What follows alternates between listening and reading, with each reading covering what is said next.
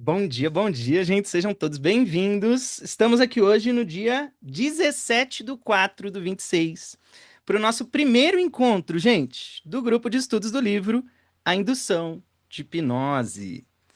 E, gente, geralmente no primeiro encontro eu faço aquela aberturona do livro, eu falo muita coisa.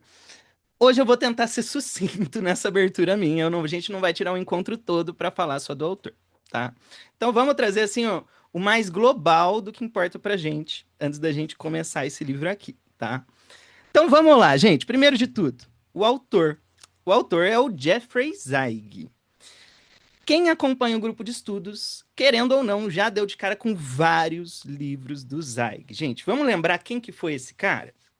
Gente, o Zeig, ele foi uma das pessoas que esteve mais próximos do Erickson, né, enquanto o Erickson estava vivo. Ele passou ali os últimos 7 anos da vida do Erickson próximo a ele.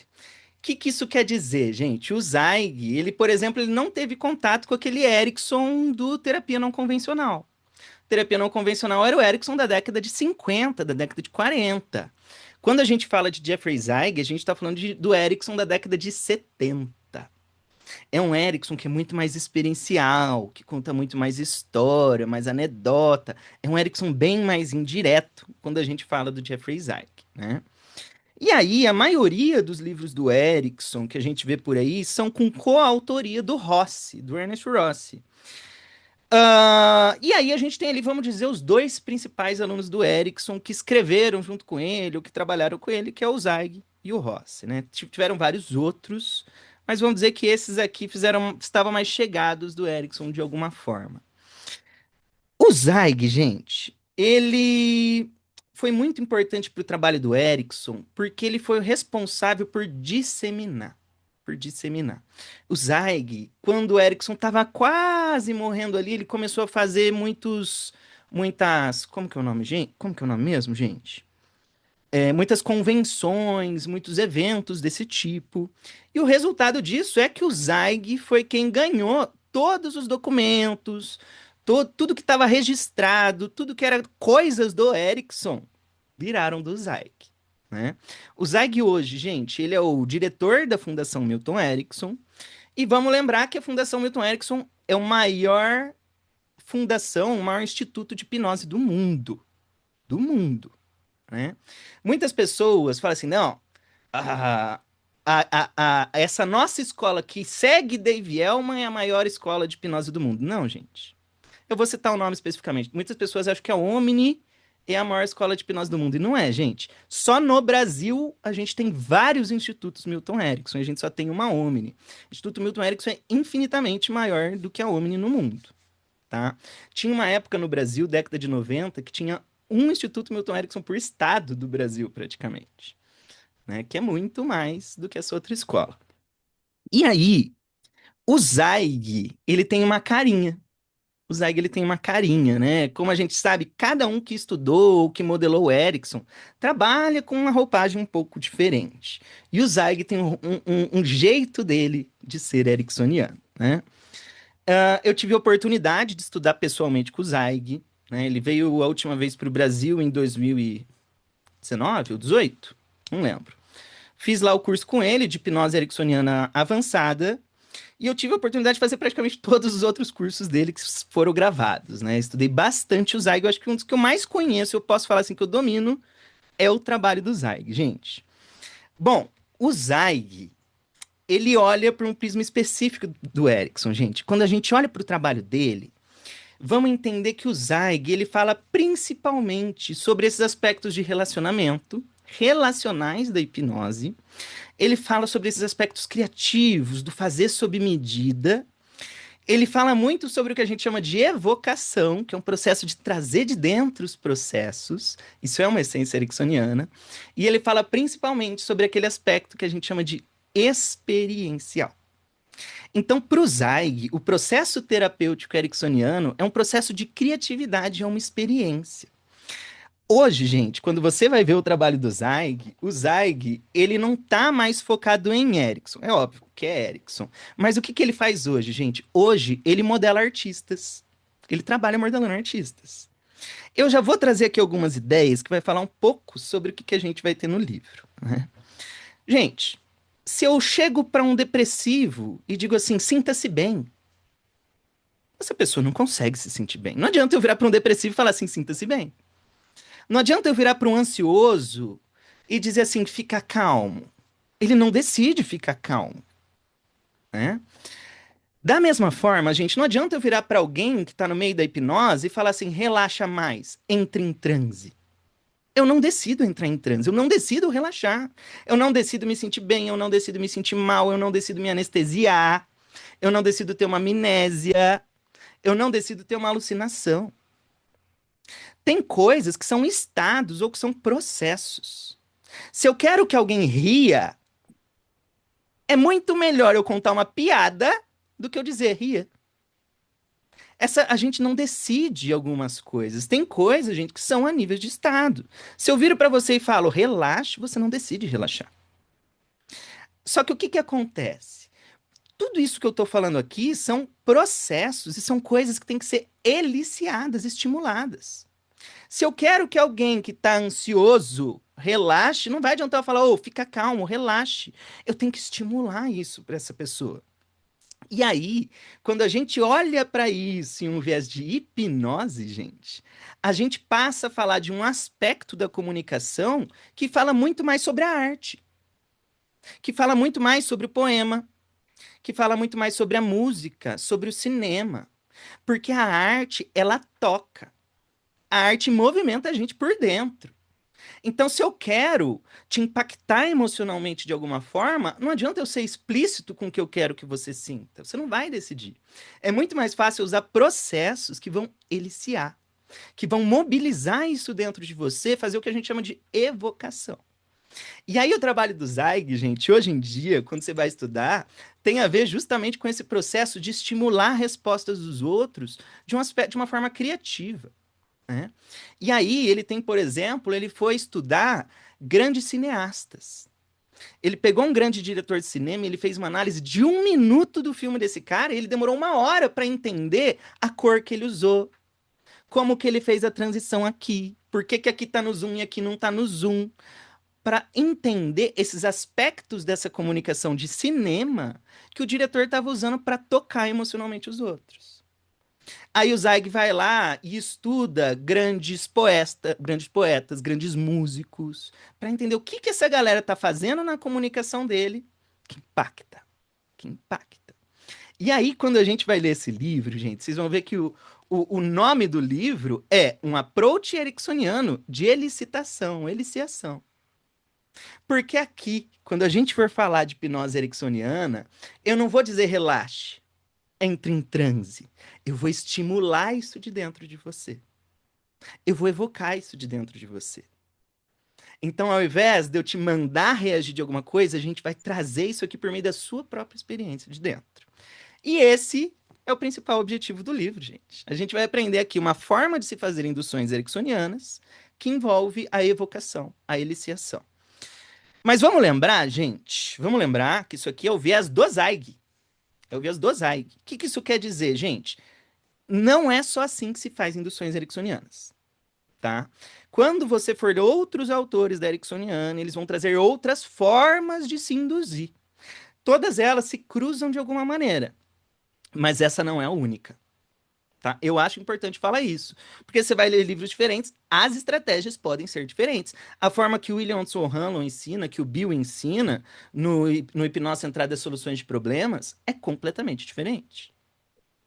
Tá? Que é diferente da forma do Jay Haley, que é diferente da forma da PNL e por aí vai. Então, gente, só para a gente fechar aqui essa introdução, a gente vai ver as induções ericksonianas pelo olhar do Zweig especificamente, tá, gente? Mas eu já aviso vocês, é sensacional, é sensacional. Esse livro aqui, gente, eu já li 3 vezes ele. Tá sendo a 4ª vez que eu vou ler agora com vocês e cada vez que eu leio eu aprendo mais. Então, assim, tenho certeza que vai valer a pena para vocês estar participando disso daqui. Deixa eu ver se eu tenho algo mais para falar antes da gente começar, gente. Acho que é isso. Alguém tem algum comentário, dúvida antes da gente começar, galera? Essa introdução foi rápida, né? Comparado com as outras. Maravilha. Então vamos lá, gente. Vamos começar aqui no prefácio do livro, gente. Tá, vamos lembrar, galera, que a gente está lendo uma versão traduzida por IA. Por IA. Não existe tradução desse livro para português não oficial. O que que isso quer dizer? Vai ter falhas, tá, gente? A tradução tem várias falhas. A gente vai seguir mesmo assim, a gente vai olhando o livro original lá na dúvida. Então, assim, a gente vai se virar aqui com a versão que a gente tem. Tá, vamos lembrar que essa abertura, esse prefácio, é de um outro cara, de um italiano, que vai falar sobre o livro. E vamos lembrar que eu falei aqui sobre o Zweig estudar artistas. E esse cara que está fazendo o trabalho, ele vai citar vários artistas. Tá? Então é esperado pela carinha que o Zweig traz para a hipnose ericksoniana. Então vamos lá.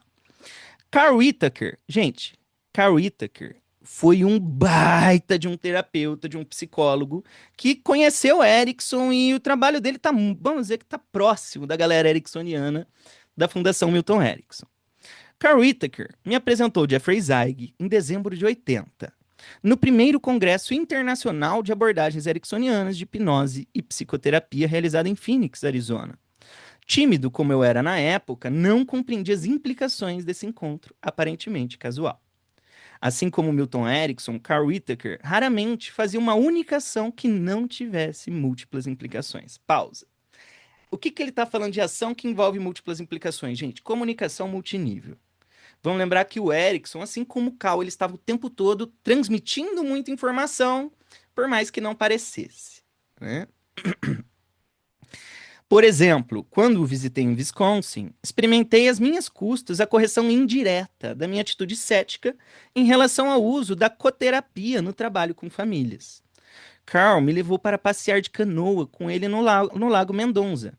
E como eu estava tendo uma experiência incrivelmente agradável, ele me confrontou e me ajudou a considerar a coterapia como uma forma eficaz de funcionamento.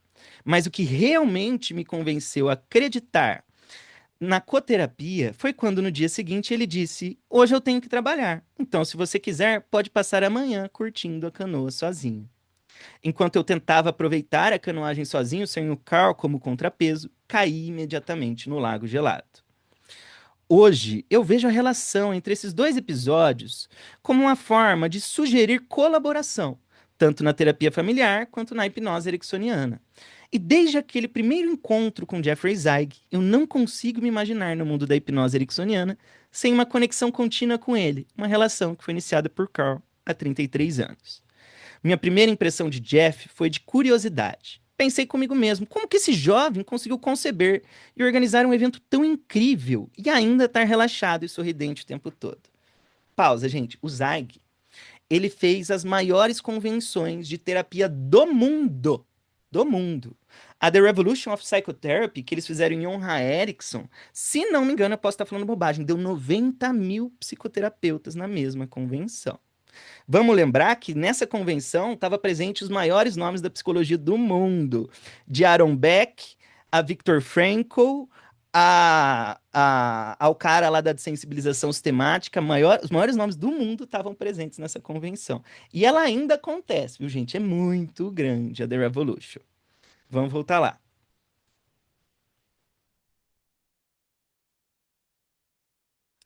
Eu nunca disse isso ao Jeff, mas cheguei a uma conclusão definitiva. Ele fez tudo isso enquanto estava profundamente hipnotizado. Desde aquele primeiro congresso até este novo livro, o que continua a me surpreender em Jeff é a sua maneira de ensinar. A melhor comparação que me ocorre é com Benvenuto Cellini, um dos maiores artistas do Renascimento italiano. Cellini era, antes de tudo, um ourives, capaz de dominar peças pequenas ou grandes, sempre complexas. Acredito que Jeff se iguale a Cellini em sua capacidade de desconstruir um conceito complexo. Nesse livro, ele faz exatamente isso, apresentando detalhes discretos importantes na indução. Como Cellini, após separar as partes, ele remonta de uma maneira especial para que seu ensino e terapia sejam infundidos com o espírito vital. O resultado é uma riqueza e complexidade da construção que nunca é intimidante e sempre envolvente. Descobrindo sua obra multifacetada com relação de peças preciosas, os alunos são conduzidos ao longo do processo terapêutico e guiados passo a passo. A Indução da Hipnose, que é o nome do livro, é um daqueles raros livros que oferece muito mais do que o título sugere. Sim, gente, esse livro aqui, ele vai falar de indução, mas ele vai trazer muitas reflexões sobre o próprio funcionamento da hipnose. Realmente é um livro muito bom. A indução é apenas a parte central do medalhão, pois todos os campos da hipnose, incluindo sua história, mitos e definições, também é explorado. Este livro destaca tanto a filosofia de Zweig quanto o seu ensino evocativo. Gente, vamos lembrar que a evocação, que é esse processo de trazer de dentro, é uma das competências ericksonianas básicas, tá? É uma das competências ericksonianas básicas. Evocação é muito importante na ericksoniana. A enorme quantidade de informações contidas poderia facilmente se perder se não tivesse um impacto tão intenso. Mensagens criativas e multiníveis são intercaladas continuamente ao longo do livro. Por exemplo, no capítulo em que Salvador Dalí encontra Milton Erickson, e na ideia de usar a produção cinematográfica como modelo para desconstruir e reconstruir o processo terapêutico. Uma ideia semelhante foi proposta pelo pintor toscano Piero della Francesca. Devido aos seus estudos em geometria e matemática, ele aplicou sua arte em uma nova dimensão de perspectiva, e o efeito conferiu à imagem uma profundidade e um impacto emocional mais intenso. Jeff utiliza os mesmos princípios, mas em vez de enriquecer uma pintura com dimensões geométricas, ele adiciona ao processo de indução o efeito evocativo da arte. É isso. Esse é o foco do livro, né? Ensinar como a gente pode trazer de dentro as experiências dos outros, né? O grande músico veneziano Antonio Vivaldi é outra inspiração de comunicação indireta e multinível. A música barroca era a sua forma de arte. Vivaldi introduziu o uso da tonalidade para criar uma composição mais ornamentada e também experimentou novas técnicas de execução instrumental. Semelhante a formas indiretas de comunicação ericksoniana, a música barroca expandiu o campo de ação. Não apenas alterava diretamente as notas, mas também intervia indiretamente no ouvinte. A influência barroca ampliou o escopo e a complexidade da música e aprimorou a execução instrumental. Gente, eu não sei se vocês estão percebendo, mas ele está trazendo aqui uma metáfora para gente, né? Se eu for traduzir essa metáfora, que geralmente a gente não faz, é o seguinte: a hipnose clássica é a música antes do barroco. Né? Ou seja, a música já está lá, você já faz hipnose. O que a hipnose trouxe são outros componentes que vão ajudar a ter mais impacto essa hipnose que a gente está fazendo. Né? Em algum momento vieram músicos que trouxeram outros conceitos, que desenvolveram algumas técnicas, e o que a gente vai fazer aqui é isso, né? Fazer melhor o que a gente já está fazendo, ou fazer de uma forma um pouco mais criativa, diferente, ou que impacte um pouco mais os outros. Né? Vamos lá. No entanto, com o embelezamento do tipo barroco, há sempre o risco de que algo se torne sofisticado demais e, portanto, se distancie da experiência cotidiana. Fato, né? Isso é verdade. No entanto, na abordagem de Jeffrey Zeig, a terapia ericksoniana, e em particular algumas das técnicas complexas, desempenha um papel secundário em relação aos objetivos terapêuticos. Complexidade e ornamentação não significam necessariamente que algo será difícil de entender. Simplicidade não é antônimo de complexo, mas de complicado. Por exemplo, nos filmes de Federico Fellini, Fellini foi capaz de extrair emoções intensas da experiência cotidiana simples de seu personagem. Mas a simplicidade pode ser um ato criativo de fantasia, não necessariamente uma descrição real da experiência pessoal. Nas palavras de Fellini, parece-me que inventei quase tudo: infância, caráter, nostalgia, sonhos, memórias, pelo prazer de poder contá-los às pessoas. Compare isso com o que o Jeffrey Zeig diz no capítulo 9. Vamos ler esse trecho. Uma indução pode ser criada falando sobre um tópico que interessa ao paciente, como andar de bicicleta ou caminhar. Até mesmo uma tarefa comum, como entrar em uma sala, pode ser usada como padrão de indução. O terapeuta usa o tópico apenas com um contexto social, em torno do qual temas e princípios da indução são intercalados. Cara, esse trecho aqui é fenomenal. E ele fala de alguns conceitos de Ericksoniano que muitos ainda não sabem, gente. Muitas pessoas pensam em ericksoniana como contar metáforas, você vai ficar contando histórias, vai encher o outro de sugestão. E ericksoniana não tem nada a ver com isso. Inclusive, muitas pessoas acham que ericksoniana é decorar a historinha e ler livros de histórias, roteiros de histórias. E, gente, é o oposto. Isso que a gente chama de metáfora ericksoniana não é uma história, simplesmente. É só uma roupagem. É só uma roupagem. Na prática, a indução, a gente vai pegar um tema qualquer, andar na rua, ou um tema de falar sobre a resistência de hipnose.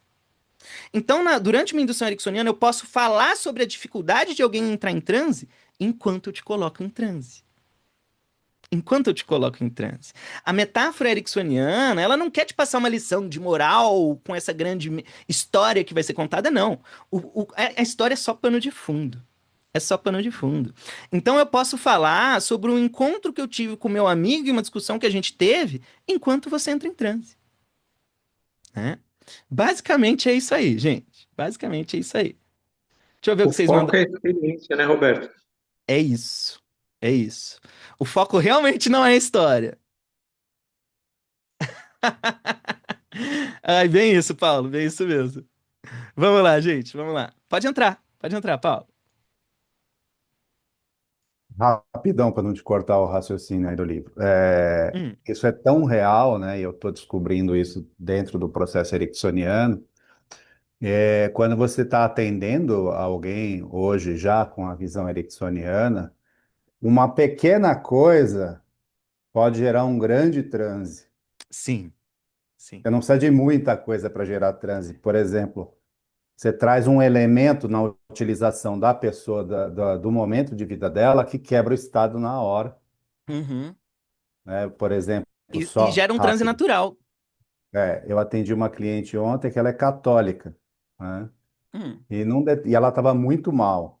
Aí, num determinado momento, eu trouxe. Eu só falei isso para ela. Imagina Jesus, se Jesus estivesse agora na sua frente. mudou. Cara, acabou.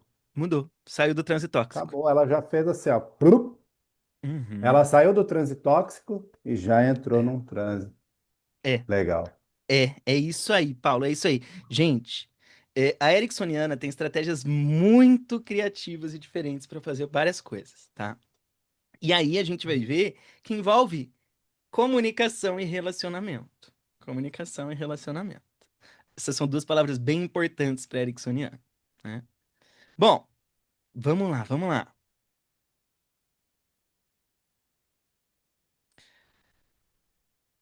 E se aceitarmos, como o Jeffrey Zeig sustenta, que esculpir, pintar, tocar música, fazer filmes e fazer psicoterapia são todos capazes de provocar estados?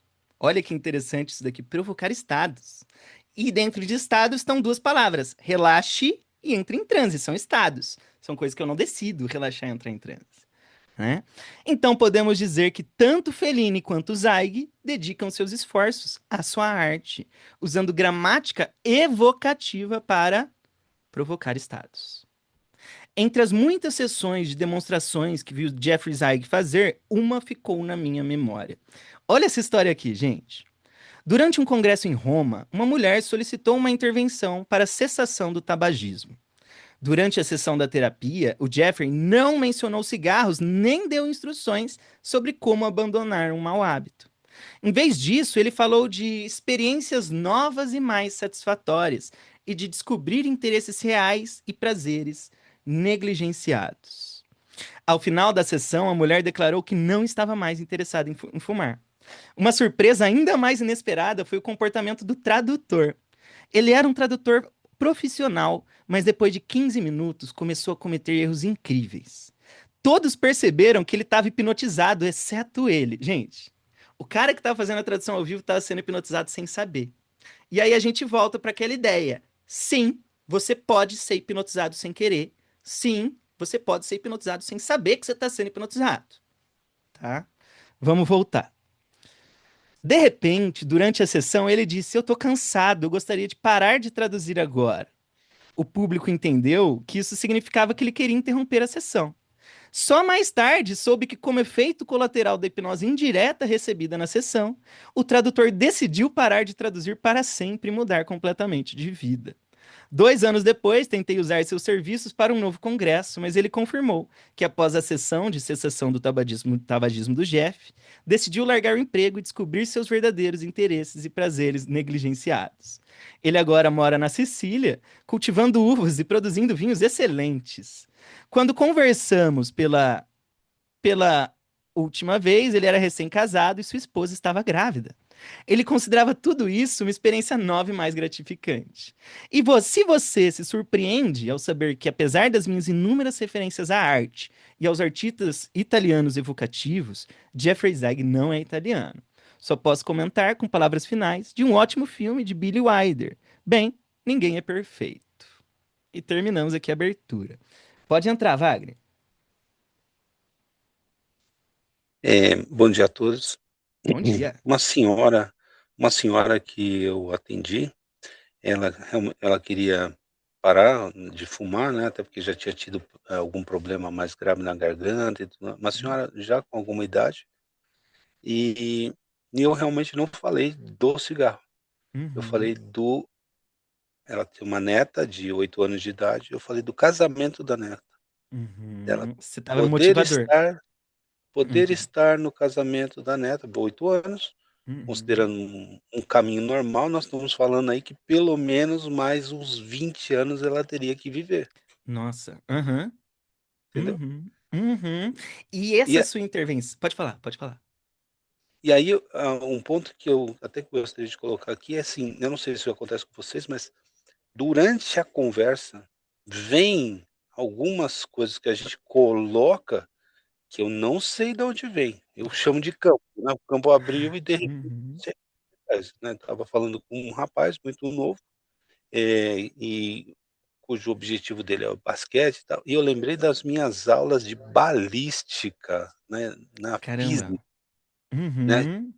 com Sim. arremesso, O movimento de e objeto. comecei a colocar isso assim, mas poxa, são assuntos que a gente tem no nosso histórico, mas por que isso veio na memória naquele momento e aquilo Sim, ajuda a pessoa a ter uma outra percepção sobre o ponto que ela está colocando. sim, sim. Eu vou falar sobre algo aqui. Primeiro, eu concordo muito com você, Wagner, mas eu vou trazer o viés do Erickson disso que você está falando, porque a minha visão pessoal é bem parecida com a sua. O Erickson, gente, ele é explícito em dizer assim: você deve atender em transe.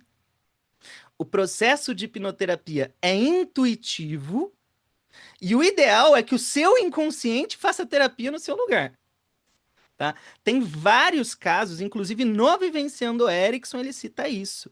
Olha, eu tô com um cliente difícil. Esse cara é mais inteligente do que eu. Eu vou deixar meu inconsciente atender essa pessoa. E 15 sessões para o cara saber que o Erickson estava em transe. Exatamente, 15 sessões. Depois de várias sessões, o cara se toca que o Erickson não estava presente na sessão de terapia e virou: "Ô, o que que tá rolando aí que você não tá aqui comigo?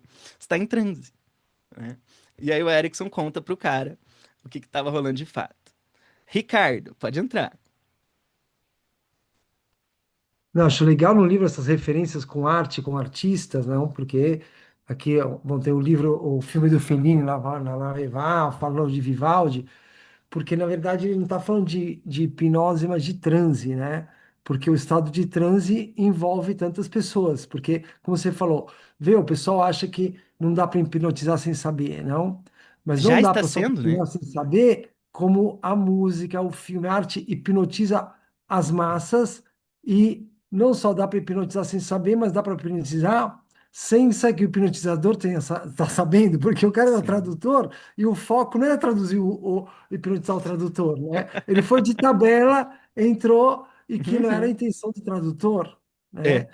é. Então, o cara fez quase como se fosse uma obra de arte para entrar, para hipnotizar a pessoa para o cigarro e saiu hipnotizando os outros de tabela. Claro, ele É. foi mais envolvido porque como se fosse ele o hipnotizador, né? Porque se o hipnotizador Sim. tem que estar hipnotizado e ele está Ele tinha sendo que estar muito, tradutor, muito concentrado para estar traduzindo ali, é, né? É, não só ele estava concentrado, mas ele entrou na vibe, né, na hipnose é, do hipnotizador, porque ele é. tinha entrado no mesmo estado, né, na mesma frequência e foi, Uhum. pegou de carona, entrou no vácuo do hipnotizador e saiu hipnotizado Bem sem isso. que ninguém tivesse sabendo, porque ele não era o foco, né? É. Então era um Brano, como ele falou, um Marte, uma coisa que qualquer pessoa que entrar naquele foco sai hipnotizado também, né? Sim, e ainda mais se ele for vago no que está sendo falado, né? A chance da pessoa Claro, embarcar é ainda maior. não sei para quem é, quem entrar na É. onda, vai Quem pegar, junto. pegou. É, exatamente. E aí, o Ricardo traz aqui uma questão. Opa! O Ricardo traz aqui uma questão, gente, que é o ponto que a gente tem que pensar. Vamos pensar assim, gente, o que que vai caracterizar a hipnose de algo que não é hipnose? Reflete um pouquinho. O que que diferencia uma hipnose de uma não hipnose, gente? É o que a gente vai chamar de sugestão, só que quando eu falo sugestão, existe uma definição por trás que as pessoas esquecem. A sugestão, quando a gente fala em contexto de hipnose, envolve resposta involuntária. É isso que caracteriza a diferença de uma sugestão para uma instrução. Você pode decidir levantar sua mão. Levante sua mão. Se você decide, isso aqui é uma instrução. A sugestão envolve uma resposta com involuntariedade, ou seja, sua mão subir sozinha, sem você decidir que sua mão suba. Mas vamos traduzir, gente. O que que caracteriza hipnose como hipnose? Processos de involuntariedade. E quais são os processos de involuntariedade dentro da hipnose, gente? Os fenômenos hipnóticos. Catalepsia, movimento idiomotor, fenômenos idiosensoriais, frio, calor, fenômenos idioemocionais, se sentir bem, se sentir mal, se sentir incrível, seguro, relaxar, entrar em transe, amnésia, anestesia, regressão, dissociação, alucinação. Gente, entrar em transe não categoriza hipnose. A gente sabe disso há um século. O que categoriza hipnose são respostas involuntárias. Então, se eu digo relaxe, você relaxa, isso é uma resposta hipnótica. Isso é uma resposta hipnótica. Né? E aí, o que que acontece? Quando a gente está falando de resposta hipnótica, que é gerar esses processos involuntários, a gente de fato está indo muito mais para o lado da arte. De fato está indo. Porque eu posso chegar para um amigo meu e dizer, ó, se sinta bem, faça isso, faça aquilo outro. Mas, gente, quando a gente está falando de terapia, a gente está falando de coisas que as pessoas não controlam. A pessoa que está ansiosa, ela não controla. Então, quando a gente traz para um contexto que é de hipnose conversacional, no caso ericksoniana, a gente está falando de uma forma de comunicar que vai gerar essa estimulação desses processos que são involuntários. Desses processos que são involuntários. E aí, quando a gente traz isso para esse contexto que a gente está olhando agora, de fato a gente está indo para a arte. Porque perceba que se eu digo para alguém, olha, sinta-se incrível, a pessoa não decide se sentir incrível. Mas com a arte, com o cinema, com a música, a gente toca essas emoções e esses processos involuntários das pessoas. Então, de fato, um músico é um baita hipnotista. Um músico é um baita hipnotista. Né? Um diretor de cinema é um baita hipnotista, porque ele vai te emocionar, ele vai te tocar de uma forma que a linguagem direta não toca as pessoas. Isso é Paulo. uma coisa muito importante, Roberto, processos involuntários que o pessoal passa despercebido, principalmente no cinema, né? Você tá naquela sala escura, mas como o filme foi feito, com a Uhum. música, quantas vezes você não é mais processo involuntário, o cara tá lutando, você tá lutando junto, você tá indo, você nem vai Você se perceber, você tá emociona junto, isso se aí mesmo. emociona, se mexe, vai, quer defender, quer dar soco junto, quer... É verdade. Você fica nervoso pelo cara que tá no filme. Gente, é exatamente isso. É exatamente isso. Paulo, Essa comunicação do hemisfério direito com o hemisfério esquerdo do cérebro, né? olha lá, o Paulo nem participou do curso do fim de semana, mas ele tá falando do curso. É exatamente isso, Paulo. Gente, o Paulo acabou de descrever a visão da PNL de hipnose. É isso aí. Vamos lá.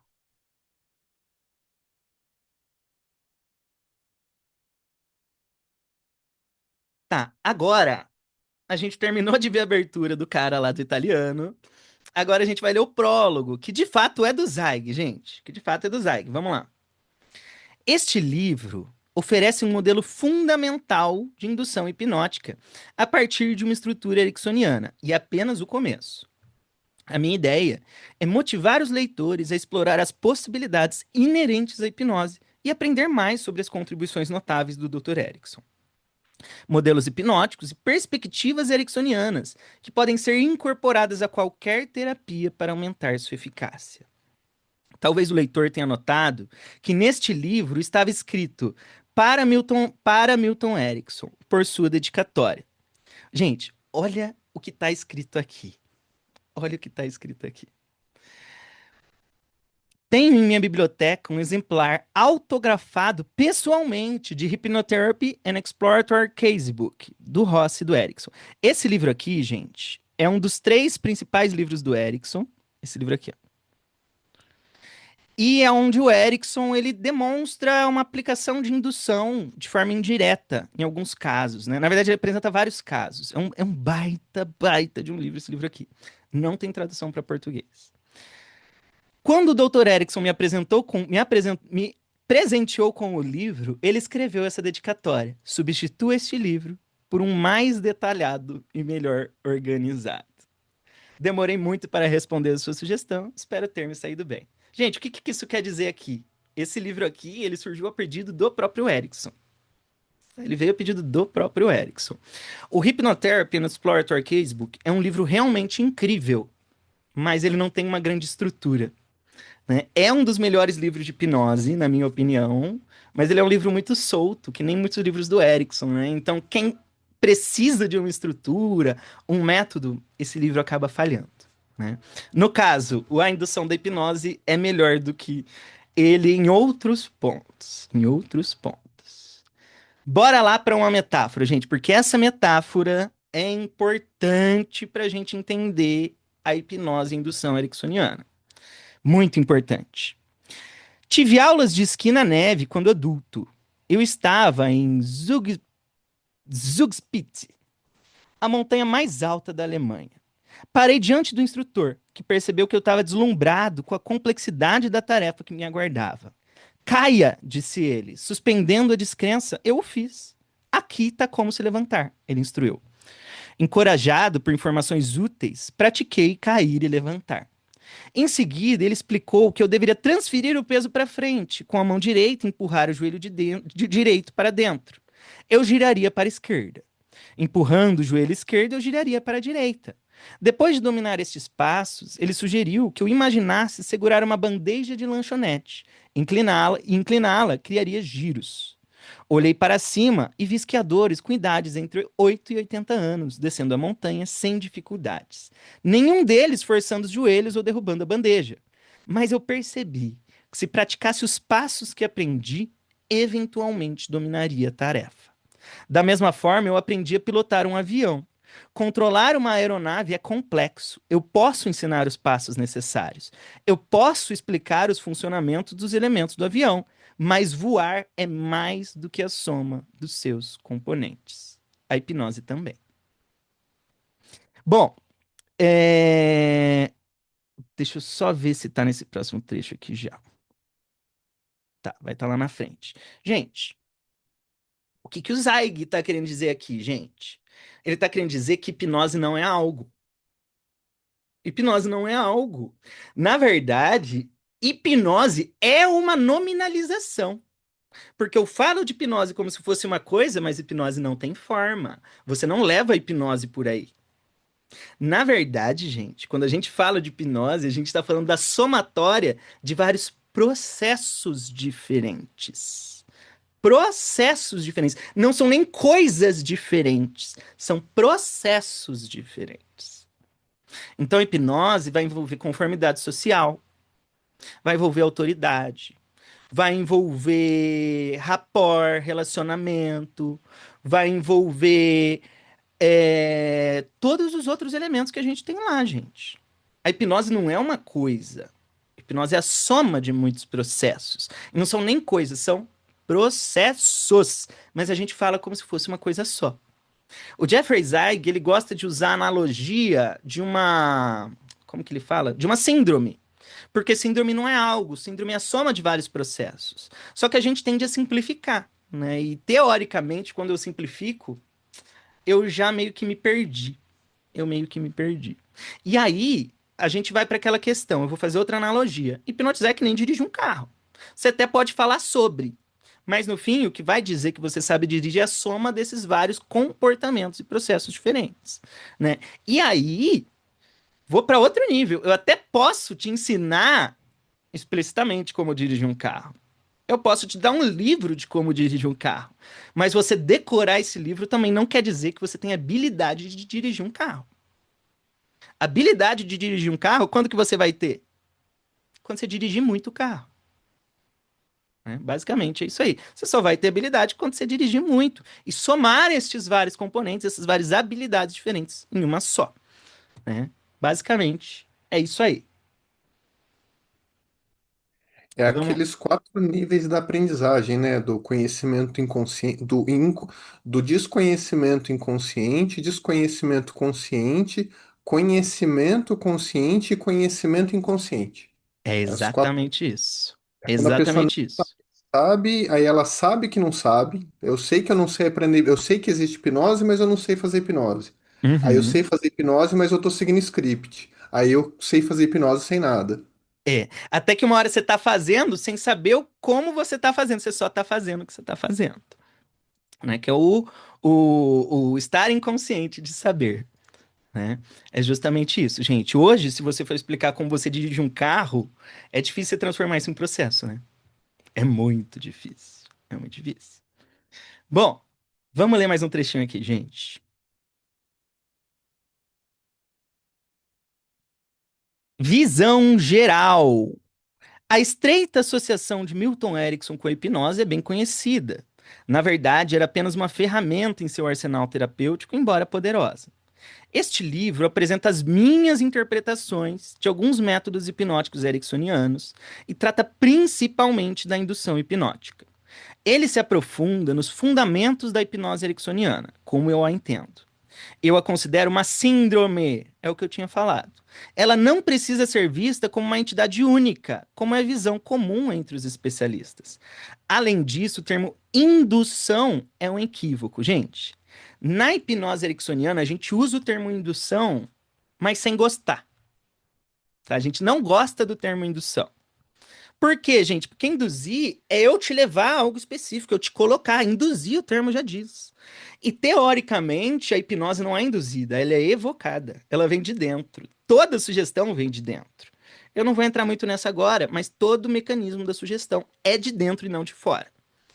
A hipnose é provocada e não induzida. Como indução é comumente associada à hipnose, eu uso o termo, mas quando escrevo indução, eu penso em elicitação. Elicitação, evocação. Os capítulos encontrados constituem uma breve educação na arte e prática da indução ericksoniana. Uma introdução à hipnose, com a perspectiva do paciente em primeiro plano, uma introdução ao Dr. Erickson e à Fundação Milton Erickson. Agora ele vai falar um pouco do livro. A genealogia que orienta o leitor sobre o impacto de Dr. Erickson e seus seguidores, que são as linhas que surgiram a partir de Erickson. Uma exposição sobre estados, né? Um conceito integral nesta exposição sobre hipnose. Saber sobre estados é essencial para a hipnose ericksoniana.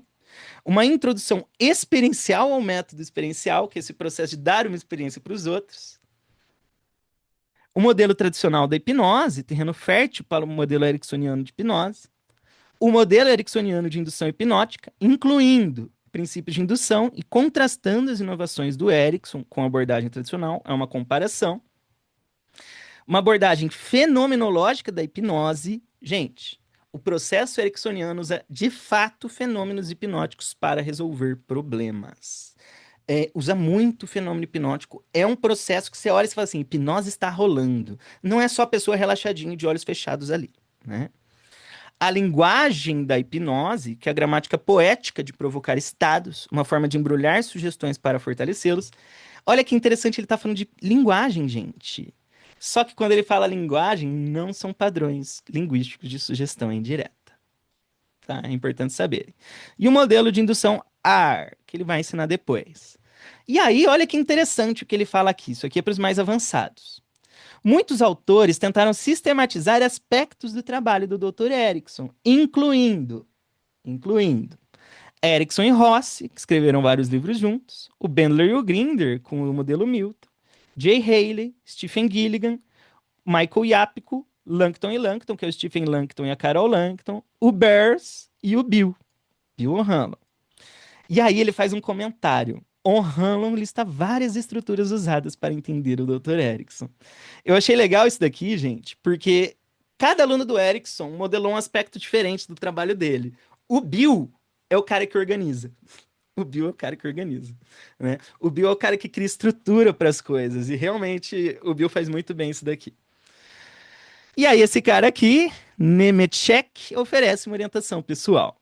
Ao estudar múltiplas orientações, obtém-se um panorama mais abrangente. Espero que adicionar uma perspectiva adicional enriqueça a visão. O que é isso aqui, gente? Isso aqui é o que eu falo. Isso aqui basicamente é o que eu falo. Para estudar Ericksoniana, o ideal é que você tenha uma visão global, que você tenha um pouco da visão de cada um dos alunos do Erickson, né?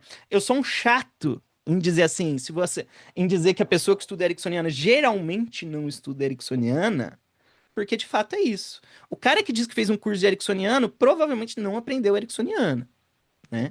Para se entender Ericksoniano, o ideal é que você tenha um pouquinho da visão de cada um dos alunos ali para entender de fato o que o Erickson estava fazendo, né? Não precisa obrigatoriamente conhecer tudo, tá, gente? Mas é interessante a gente entender que tem várias visões e modelos diferentes, que no fim é tudo a mesma coisa, mas por quê? Porque cada um tá olhando de um lado diferente do que o Erickson estava fazendo ali, né? Vamos lá.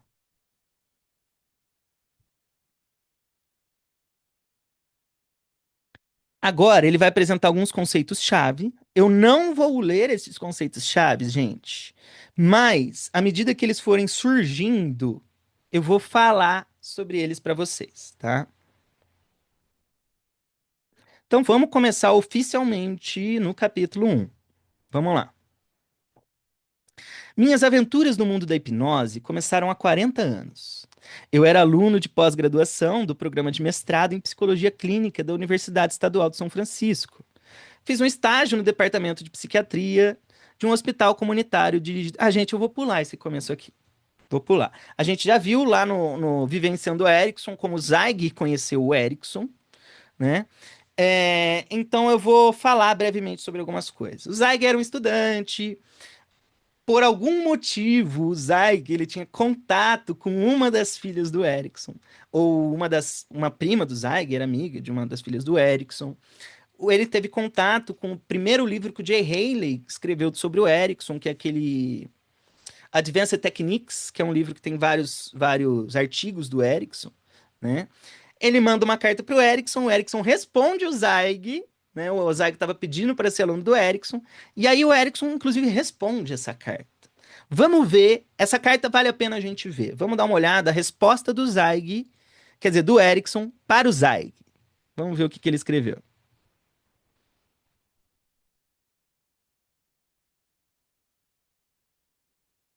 9 de novembro de 73. Senhor Jeffrey Zeig. Caro Senhor Zeig, fiquei muito lisonjeado com sua carta. E embora eu tenha o prazer em conhecê-lo, os ou um dos pacientes que atendo por dia não valeriam a pena. Nem eu poderia usá-los para suas instruções. Isso aqui a tradução tá errada, gente. O Erickson tá falando assim, olha, eu tenho pouco tempo e os meus clientes não vão deixar que você fique acompanhando os atendimentos deles, né?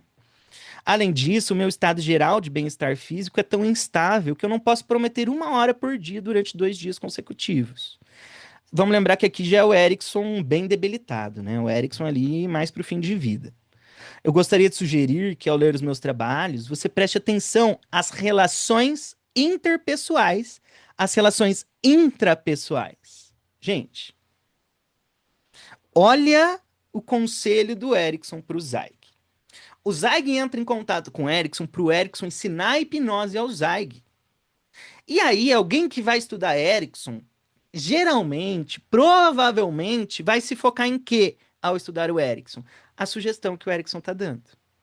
Ao padrão de linguagem direto que o Erickson está usando ali com o cliente dele. Só que qual que é o conselho do Erickson? Não fica preso no que eu estou falando. Não importa o padrão de linguagem que eu estou falando. É isso que o Erickson está dizendo para o Zeig. Não fique preso no modelo linguístico. Se foque no relacionamento. Olha a sugestão do Erickson, gente. Se foca nas relações interpessoais. se foca nas relações intrapessoais. Gente, hipnose ericksoniana é um processo relacional. É a qualidade da relação de um com o outro. Não é nível de transe, né? Vamos voltar lá. Então, olha que interessante. Você preste atenção às relações interpessoais e às relações intrapessoais. E ao efeito bola de neve de uma mudança de comportamento. O que é esse efeito bola de neve, gente? O Erickson ele buscava provocar uma pequena mudança, mas uma pequena mudança que acarrete outras mudanças depois, né? Voltando. Ainda não li o seu artigo e nem sei quando farei. Roxana leu e gostou. Outra questão que eu gostaria de enfatizar com você é que você reconhece que padrões, verborragia, que padrões, gente? Padrão linguístico, verborragia. O que é verborragia? É falar, gente. Verborragia é verbo, é falar coisas. Instruções ou sugestões são extremamente sem importância. Gente, vamos reler esse parágrafo aqui, porque isso aqui está saindo da boca do Erickson. Isso aqui está saindo da boca do Erickson, não é da minha boca. Outra questão que eu gostaria de enfatizar com você é que você reconhece que padrões, verborragia, instruções ou sugestões são extremamente sem importância. Olha só, gente, olha só. E aí eu pergunto para você agora, hipnose ericksoniana é padrão de sugestão indireta? Não, não é. Não é. Então, quando alguém vier para vocês e falar assim, não, hipnose ericksoniana é metáfora e sugestão indireta, o que você vai virar e falar? Não é, você não sabe ericksoniano. Basicamente é isso aí. Vamos lá. O que realmente é importante é a motivação para a mudança e a percepção de que ninguém jamais reconhece suas verdadeiras capacidades. E aí ele já cantou a bola. O que o Erickson estava focado? Em usar a motivação do cliente para proporcionar uma grande mudança. É o que o Wagner falou aqui pra gente hoje. Como que ele sustentou o trabalho dele dentro do que ele estava falando com a cliente? A motivação. Motivação do quê? De ver a filha se casar, ver a filha formada. Eu não lembro o que que era. A neta, né? A neta casada, a neta formada. Basicamente é isso aí. Devo ter lido a resposta dele uma dúzia de vezes e fiquei surpreso com aquele homem. Alguém que eu considerava um gênio escrevesse uma carta pessoal a um aluno admirado. Respondi dessa vez dizendo que eu não precisava ser seu aluno e que eu simplesmente gostaria de visitá-lo. Ele concordou com a minha visita e que eu fosse seu hóspede. Então olha que interessante, gente. O Erickson recebe o Zeig na casa dele como hóspede. Isso era comum de Erickson, né? O Zeig começou a morar, entre aspas, ou a ficar no quartinho de visitas. Ele concordou com a minha visita e que eu fosse seu hóspede. Em dezembro de 73, fiz a primeira de muitas peregrinações a Phoenix para aprender com o Dr. Erickson. Em julho de 78, 5 anos depois, mudei-me para lá para ficar perto dele. O Dr. Erickson nunca me cobrou pelo tempo que passei com ele. O que eu apreciei muito, pois meus recursos financeiros na época eram escassos, para dizer o mínimo. Aliás, às vezes, a senhora Erickson me buscava no aeroporto porque eu não tinha dinheiro para um táxi. Eu amava o Dr. Erickson descaradamente. Um dos motivos para escrever este livro é homenageá-lo por tudo que eu aprendi ao seu lado. Também me apaixonei pela hipnose, acabei me tornando professor de hipnose. A hipnose é o ápice da comunicação terapêutica. Aqueles que estudam hipnose ensinam como usar... Aqueles que estudam a hipnose ensinam como usar todos os canais de saída da comunicação para obter um efeito focado e uma transferência de treinamento. Aprender as técnicas de indução hipnótica capacita psicoterapeutas independente de sua predileção teórica. Tá, quando ele fala indução aqui, gente, ele tá falando de outra coisa. Tá? Ele está falando de outra coisa. Eu vou falar um pouco sobre isso porque isso aqui é importante. Dentro da hipnose ericksoniana, isso que a gente chama de indução tem outro significado. Tá? Vamos refletir um pouco e trazer isso para o nosso contexto, gente. Qual que é o objetivo de uma indução hipnótica? Se a gente for olhar em um viés muito mais clássico, o objetivo de uma indução hipnótica é induzir a pessoa a um estado. Qual que é esse estado? Estado de transe. Estado de transe. Na hipnose ericksoniana, isso que a gente chama indução é a mesma coisa, mas não obrigatoriamente o de transe. Não obrigatoriamente o de transe. É o quê? É induzir um estado ou estados. Isso é uma indução ericksoniana. O que eu quero dizer com isso, gente? Vocês se lembram que eu falei para vocês que o que caracteriza hipnose são processos involuntários e não o transe? E não o transe. É eu gerar, por exemplo, uma amnésia em você. Isso vai dizer que você está hipnotizado, tá? Só que qual que é a questão? É possível eu evocar, estimular uma amnésia em você sem um transe. Sem um transe. Consequentemente, eu estou induzindo a amnésia. Tá? O que eu quero dizer com isso, gente? Quando a gente fala indução ericksoniana, a gente está falando de um processo que vai te levar em direção a um outro estado. Tá? Na prática, a indução ericksoniana já é a terapia. Já é a terapia.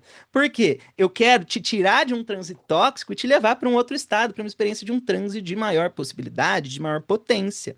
E aí, não obrigatoriamente, eu vou te levar para um transe formalizado. Eu posso te levar para um transe formalizado. Mas o que importa não é o transe, é o fazer você te sentir seguro, confiante, te dar essa experiência. Então, quando a gente fala de indução ericksoniana, a gente já está falando do processo de mudança por si só.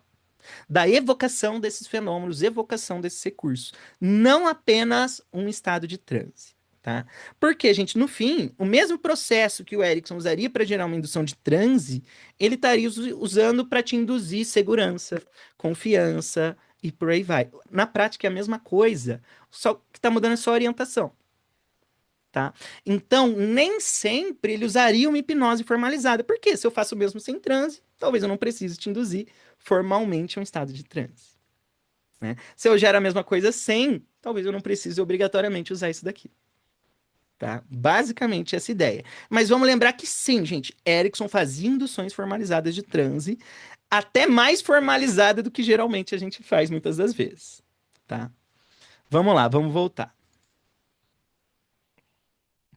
Entre outras coisas, ao estudar hipnose, um terapeuta pode aprender a pensar estrategicamente. Esse é um termo muito importante na ericksoniana. Os clínicos também podem aprender a criar um drama terapêutico experiencial que facilite a mudança. Os terapeutas aprendem uma tecnologia para influenciar estados. No fim é isso, né? É isso que a gente quer, aprender a influenciar estados. Pelo que me lembre, eu ensinei hipnose pela primeira vez em 77, quando fui convidado pelo Stephen Langton para co-ministrar um workshop. Conheci o Stephen porque ambos éramos estudantes de graduação na Universidade Estadual de Michigan e trabalhávamos juntos no The Listening Ear. Gente, olha que interessante. O Stephen e a Carol Langton, eles... O Zeig tá falando que ele tinha contato aqui com ele, só que o Langton, ele também era um dos caras que estava no grupo Meta. Olha como as coisas se encaixam, né? O grupo Meta é o que virou a PNL depois. O Zeig, gente, ele estava no grupo Meta, ele escreveu livros de PNL antes de existir a PNL, né? Ele tem um livro...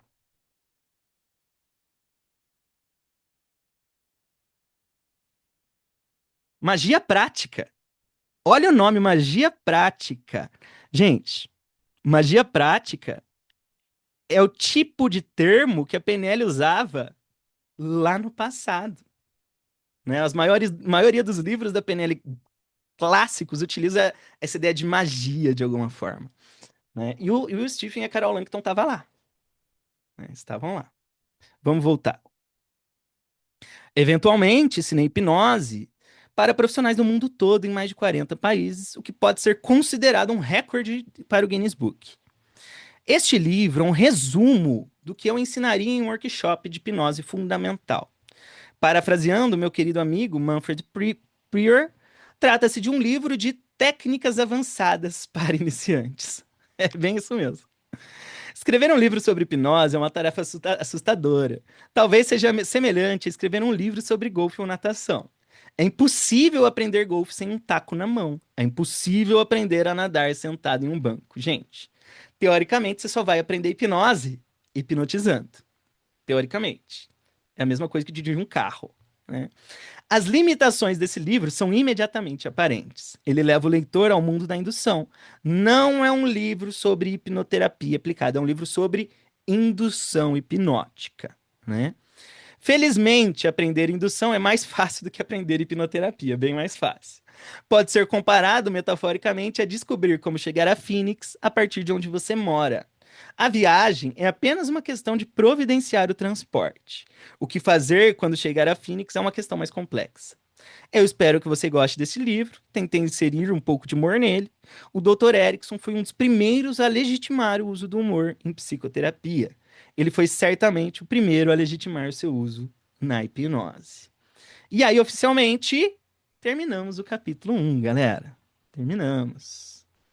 Vamos lá. Antes da gente seguir, galera, vamos tirar o nosso fotão aqui? Vamos tirar o fotão do dia, gente? Fotão, fotão.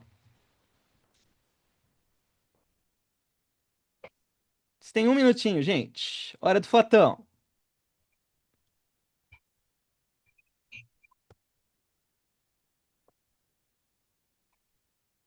Vamos lá. Ainda dá tempo, gente. Vamos dar mais uns A segundinhos que eu cara sei que da tem. rebelde não quer sair na foto hoje, hein? Acontece, acontece. Hora do fotão, gente. Últimos segundos. Deixa eu organizar minha telinha aqui já. Vamos lá, gente. Olhando lá para a webcam. A gente vai tirar mais uma, gente. Aguenta aí. Deixa eu só salvar essa. Mais uma vez, olhando lá para a webcam. Muito bom, gente. Muito bom. Daqui a pouquinho eu vou mandar para vocês. Vamos tirar mais um, vamos tirar mais um. Fica aí, fica aí. Entrou mais gente. Volta aí, gente. Aê, agora vai vir mais gente. Vamos lá. Aê, Ju, deu boa. Mais uma vez, gente, olhando lá na webcam. Vamos tirar mais uma para ter certeza que todo mundo vai participar, gente. Pra ter uma para cobrir aqui. Vamos lá. Uma última vez, olhando na webcam. Agora tem o Alexandre, espera ele aparecer. Últimos segundinhos. Aê. Muito bom, gente. Daqui a pouquinho eu mando a foto lá. Bora lá. Vou organizar minha telinha. E partiu. Filme. Desconstruindo a hipnose. Tá. Se vocês não lêem inglês, gente, esse cara tá dizendo assim: tá o hipnotista, o hipnotizado tá dizendo assim: ah, me desculpa, eu não acho que eu tô hipnotizado, eu tô ouvindo todas as palavras que você disse. Mas o cara tá levitando. Isso é comum, né? A pessoa tá tendo todos os fenômenos hipnóticos, mas acha que não tá hipnotizado. Vamos lá. A maioria de nós tem uma imagem estereotipada de hipnose e transe. Seja hipnose de um mago, como Svengali, em um filme ou uma série de televisão. Presumimos que o processo envolve abrir mão da nossa realidade atual e entrar em uma nova realidade chamada transe. Mas o que realmente sabemos sobre a hipnose e o transe? A hipnose é um fenômeno complexo. Neste livro, eu analiso os componentes da hipnose e do transe do ponto de vista do cliente, a pessoa que está sendo hipnotizada. Na verdade, ele vai além, né? Vocês vão ver que a estrutura desse livro, o Zweig, ele começa a dar uma visão de 360 graus do transe da hipnose. Então, ele vê da visão do hipnotista, da visão do hipnotizado também. E, gente, o hipnotizado entender que está hipnotizado é uma das principais partes da hipnose. E na clássica a gente não considera muito isso. Aqui que a gente vai ver sobre esse processo de eliciação, a gente vai descobrir que fazer a pessoa perceber que está hipnotizada é uma das partes mais importantes. E existem estratégias na hipnose ericksoniana para gerar esse convencimento ou para gerar essa experiência que vai dizer para a pessoa, olha, aqui realmente eu estou dentro da hipnose. Né? Porque, vamos pensar um pouquinho, gente, quando a gente está fazendo hipnose dentro do modelo de Hellman, o que tem de hipnose de verdade ali? Eu vou perguntar para você, que não é meu aluno de longo prazo. O que você usa de hipnose de verdade na sua prática clínica? O que tem de hipnótico que não aconteceria fora da hipnose facilmente? Gente, o hipnólogo de Hellman praticamente não usa hipnose. Não tem grandes processos hipnóticos. A pessoa está relaxada, não é uma grande experiência de hipnose. Regressão não é uma grande experiência de hipnose. Eu passo por regressões todo dia.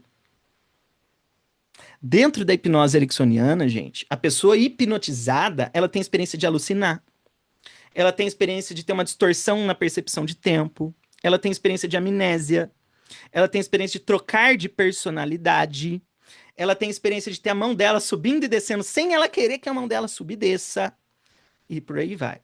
Dentro da hipnose ericksoniana, gente, existe o uso dos fenômenos hipnóticos como fonte de solução de problemas. O que isso quer dizer? A gente está usando a hipnose ativamente para resolver o problema do outro. E quando eu falo hipnose, são os fenômenos hipnóticos. São os fenômenos. Então, uma sessão de hipnoterapia ericksoniana vai envolver usar alucinação, dissociação, distorção de personalidade, dissociação de personalidade, e por aí vai. Né? Então, é aquele negócio, você bate o olho e você fala assim, cara, aqui está acontecendo hipnose de verdade. Não é aquele negócio onde a pessoa sai na dúvida se foi hipnotizada ou não. Né?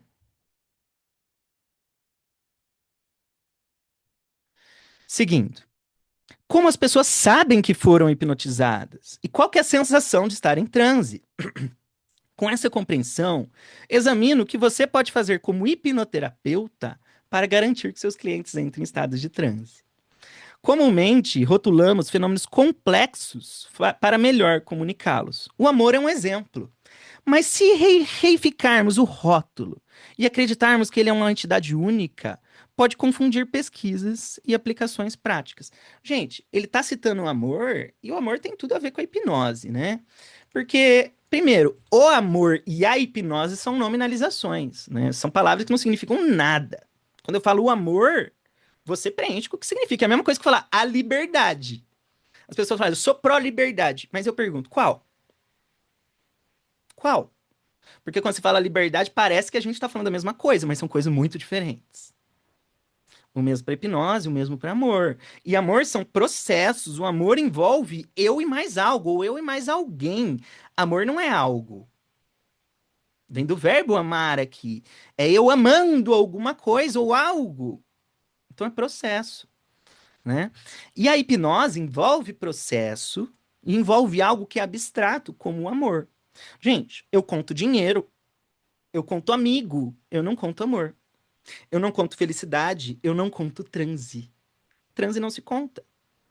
Né? Então a gente está lidando com processos que são altamente abstratos e que são processos. Vamos lá. A hipnose é comumente considerada uma entidade em si mesma, uma singularidade. A hipnose, no entanto, consiste em componentes que mudam ao longo do tempo. Desconstruí-la em partes nos permite examinar cada componente do processo in vitro, assim como um coreógrafo divide uma rotina de dança em vários passos para criar uma rotina única, fluida e única em vivo. A hipnose é um balde translúcido. Diversos elementos discretos, como tintas específicas, são misturadas no balde ao longo do tempo. A aparência do balde depende da proporção dos elementos adicionados, mas em todos os casos, o balde é considerado a hipnose. Além disso, a composição dos elementos muda com o tempo. Isso aqui fala tudo sobre as induções ericksonianas. Paulo, pode entrar. É interessante também por causa da maneira que o Zweig vai escrevendo, ele já vai induzindo, porque ele tá, quando ele fala o processo é in vitro e a rotina é em vivo, ele não fala ao vivo em inglês, ele usa in É, vivo para fazer a correlação também. é. Gente, o Zweig, ele tá usando comunicação hipnótica o tempo todo nesse livro. Eu não vou fazer o destrinche de todos os níveis da comunicação hipnótica, mas o tempo todo o Zweig tá hipnotizando quem tá aprendendo com ele, tá?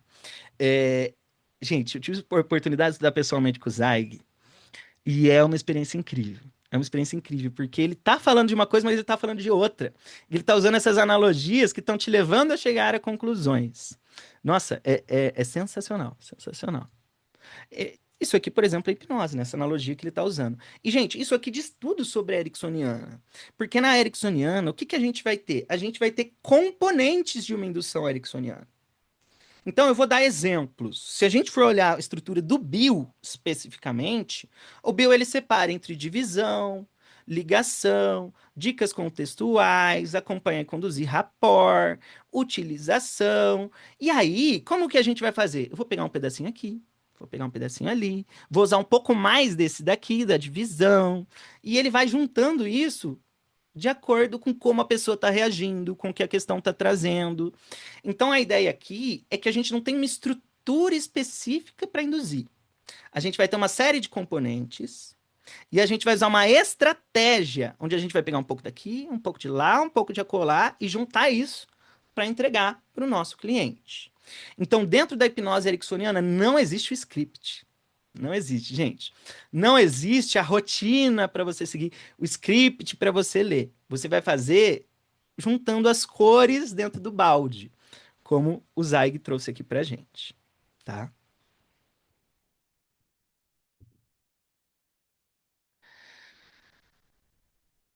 Desconstruir a hipnose em seus elementos constituintes traz uma vantagem decisiva, tanto para o hipnotizador quanto para o sujeito hipnótico. Desconstruir ajuda você, o praticante, a compreender melhor a intenção por trás das técnicas aplicadas. Ajuda a compreender a experiência vivida pelo paciente hipnotizado e permite que você perceba sinais de que o transe está ocorrendo.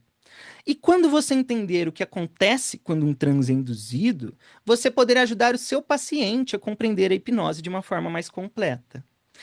Olha só que interessante! Ó, essa frase aqui. Eu faço a pergunta para você. O seu cliente, ele compreende que de fato ele está hipnotizado? Será que ele compreende que ele está hipnotizado? Na hipnose ericksoniana, trazer esta compreensão ao cliente é importante. É importante. Quando o cliente tem a expectativa, a ideia de que ele está hipnotizado, aí a hipnose está acontecendo de fato de forma muito poderosa. Então, uma das coisas que a gente quer é gerar essa expectativa, essa ideia de que, olha, a hipnose está acontecendo aqui, eu estou de fato hipnotizado. E aí tudo acontece, né? E aí tudo acontece. Vamos lá. Em contraste com as perspectivas deste livro, a intenção do hipnotizador tradicional é induzir o transe por si. Ou seja, eu vou fazer a indução para te levar ao transe.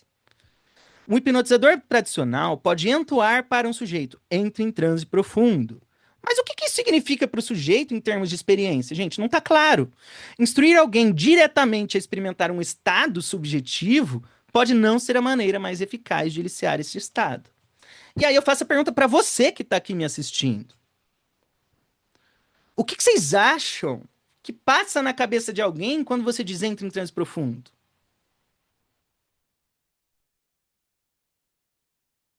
O que será que passa na cabeça do outro, gente? Entrar em transe profundo não tem forma. Não tem forma.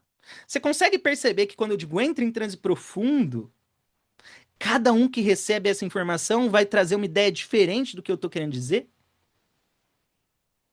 A gente, como hipnólogo, acha que a gente sabe o que o outro vai entender, mas não sabe, gente. Inclusive, a própria ideia de profundo é um termo altamente contextual. Se você vira para o seu amigo e fala assim, você está conversando com seu amigo no bar, isso, vai mais profundo. O que você acha que ele vai entender disso daqui, gente? Não vai entender nada.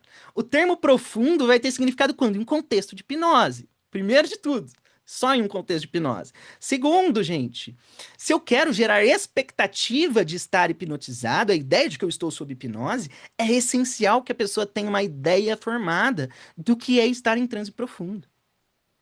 Não é só dizer entre em transe profundo. Essa expectativa do que é, talvez seja o mais importante. É eu criar esta realidade na cabeça do outro de como é a experiência de fato estar hipnotizado. Né? Sim, pode criar um baita de um bloqueio, inclusive. Realmente. Tome a felicidade como analogia. Aí que tal? O Paulo falou assim, ó, profundo é a pessoa achar que precisa amplificar o que está acontecendo. De fato é, né? A gente está falando de um processo de amplificação. Mas ainda assim, vai amplificar o quê? Vai amplificar o quê? O que é entrar em transe profundo? Né? Ivan, pode entrar.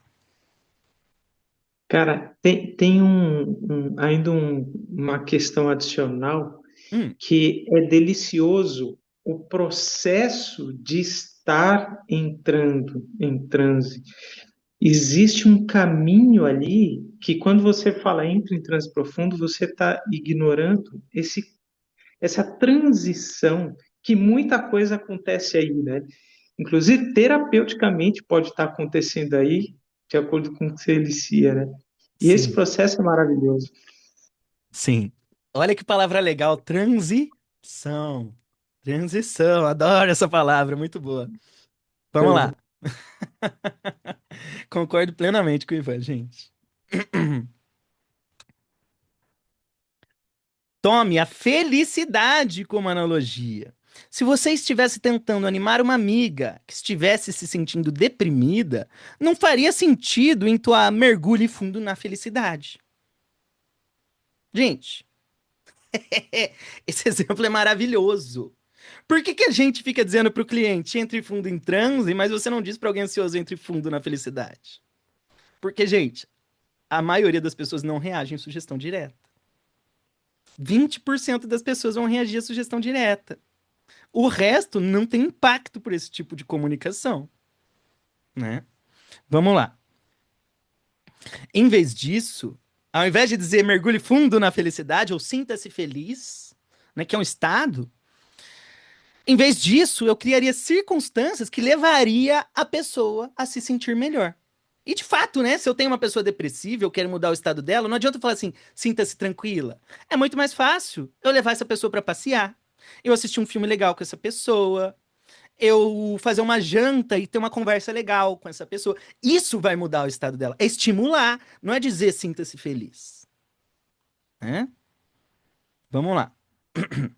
Dependendo da amiga e das circunstâncias, você poderia fazer uma série de coisas: levar flores para ela, oferecer-se para cuidar dos filhos dela por uma hora, levá-la para jantar ou convidá-la para uma caminhada com você. Todas essas soluções são muito mais eficientes do que dizer isso aqui. Mas muito mais eficientes, é óbvio. Né? Em outras palavras, você eliciaria experimentalmente componentes de felicidade, até que sua amiga começasse a se permitir criar ou entrar em um estado melhor, um estado de felicidade, né? A minha orientação para a hipnose é semelhante. Eu concentro-me em eliciar os componentes que permitirão ao cliente criar experiencialmente o construto da hipnose de uma forma pessoalmente significativa. Os componentes são funções discretas, que são psicológicas, sociais e contextuais. A hipnose é uma amálgama de funções. Ao elicitar as funções, a hipnose acontece. Então, a hipnose é uma série de funções, de processos, não é algo. Né? Eu acho que foi Bertrand Russell que definiu a eletricidade como não tanto uma coisa, mas a maneira como as coisas acontecem. Talvez a hipnose também possa ser considerada a maneira como as coisas acontecem. A princípio, o processo de elicitar funções componentes pode parecer um pouco trabalhoso e sintético. É verdade que dividir uma experiência em partes, uma experiência e suas partes componentes, é um pouco como analisar uma piada. Você talvez já conheça a diferença entre céu e inferno. No céu as pessoas contam piadas, no inferno elas as analisam. E se você hipnotizou clientes usando métodos tradicionais, pode sentir como se estivesse retrocedendo em vez de avançando. Na verdade é isso, né? Se você começa a quebrar muito em parte, vai faltar muita informação ali. Então a gente tem que tomar cuidado com quebrar demais. Mas a gente vai quebrar em partes aqui para entender o todo. É engraçado o Zaig falar essa da piada, porque o curso que eu fiz com o Zaig, se não me engano, durou 5 dias. Ele ensinou a gente a contar piada. Ele passou um dia inteiro fazendo um exercício, onde a gente começou o dia contando uma piada, no fim do dia a gente estava contando a mesma piada, só que com impacto muito maior. Então ele dissecou essa piada com a gente, ensinou a gente a utilizar outros aspectos da comunicação evocativo para fazer com que essa piada gerasse um impacto na comunicação que fosse muito mais eficiente. Então ele fez isso comigo, fez isso com outras pessoas, de analisar a piada. Inclusive, gente, o Zaig modelou humoristas, tá? Ele tem vídeos gravados onde ele conversa com humoristas para entender o que esse cara tá fazendo que tá gerando risada nos outros, né? Bom, deixa eu ver onde a gente tá aqui, porque eu acho que a gente vai parar agora. Gente, vamos parar aqui então. Vamos parar aqui então. Então a gente vai parar na página 20, gente. Página 20. do PDF. Galera, avisos finais, avisos paroquiais antes da gente terminar aqui. Vamos lá. Quem é da mentoria em grupo? Mentoria em grupo. Amanhã cedo, 8 da manhã, a gente vai ter encontro. Vamos falar sobre estratégico ainda, sobre ser estratégico. No domingo, último encontro do curso de confusão mental. Domingo cedo, 9 da manhã, último encontro do curso de confusão mental. Terça-feira que vem, encontro da mentoria. Quarta que vem, grupo de estudos. E sexta que vem, esse grupo de estudos aqui de novo. E, gente, último aviso paroquial. Eu liberei para venda o meu curso de hipnose clássica. Hipnose rápida e hipnose clássica. Eu sei que vários de vocês que estão aqui já fizeram. Quem já fez, pode fazer reciclagem. E lembrando, a última edição eu não chamei de hipnose rápida. Eu chamei de hipnose clássica e regressão, tá? Então, quem fez aquele curso pode fazer como reciclagem, porque eu quebrei ele em 2, tá? Esse curso, gente, eu vou ensinar hipnose do zero pelo modelo sociocomportamental, sociocognitivo, que é um modelo mais moderno da hipnose aí que a gente tem, tá? Eu vou falar desde o hipnotizar na rua, o street, até o uso da hipnose na clínica, as induções na clínica.